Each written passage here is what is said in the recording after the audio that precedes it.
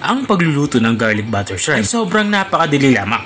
Kaya kung gusto mong malaman kung paano tulutuin, panoorin mo ang aking video. Tara, simulan na natin ang ating pagluluto. Mayroon nga tayo ditong kalahating kilo ng hipon. Ang ginawa ko lang ay nilinisan ko na ito. Gamit nga ang gunting ay ginupit ko lang itong matutulis dito sa may bandang ulo.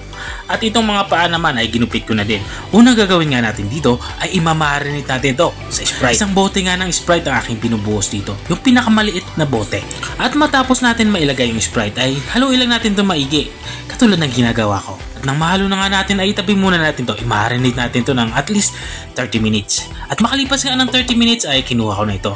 Dito naman sa parting ito ay paghihiwalayin na natin itong ating mga na-marinate na hipon dito sa inilagay nating Sprite kanina. At matapos nga natin itong mapaghiwalay ay itabi muna natin itong ating hipon at itabi na din natin itong ating pinagbabara na Sprite. At matapos nga natin ito maitabi ay kumuha na ako dito ng kawali. Papainitin na natin to at nang uminit na maglalagay na ako dito ng butter.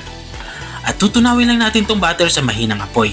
At kapag natunaw na yung butter, ilagay na natin itong ating bawang. Ginamitan ko nga ito ng food processor para pantay-pantay yung pagkakagiling nito. Gagawin lang natin dito sa ating bawang ay papalabasin lang natin yung aroma nito. At kapag ganito na itsura niya, natusta na ito ng bahagya, ilagay na natin itong ating mga na-marinate na hipon. At kung nanonood ka pa rin hanggang dito sa parte ng aking video, ibig sabihin ay nag-i-enjoy ka. Baka pwede mo naman i-comment kung taga saan ka para alam ko kung hanggang saan umabot ang aking video.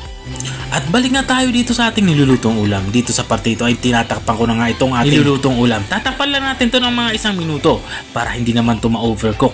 At makalipas nga ng 1 minuto dito sa parte ito ay hinahango ko muna itong ating mga nilulutong hipon.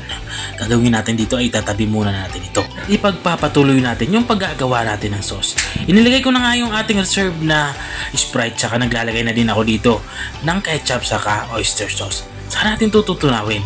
Papalaputin natin itong ating ginagawang sauce. At habang nga tayo ay nagpapatuloy sa ating pagluluto, gusto ko lang i-shoutout ang mga masusugid nating mga taga-subaybay. Big shoutout nga kay Ma'am Gilda Doongan ng Arayat, Pampanga.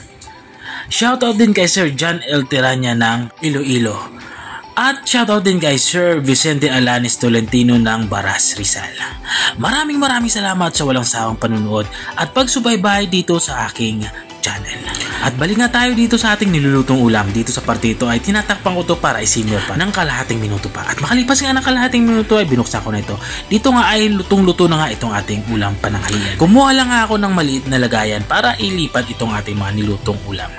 At dito na nga ay ready to serve na yung ating ulam pananghalian. Ito nga yung ating garlic butter shrimp.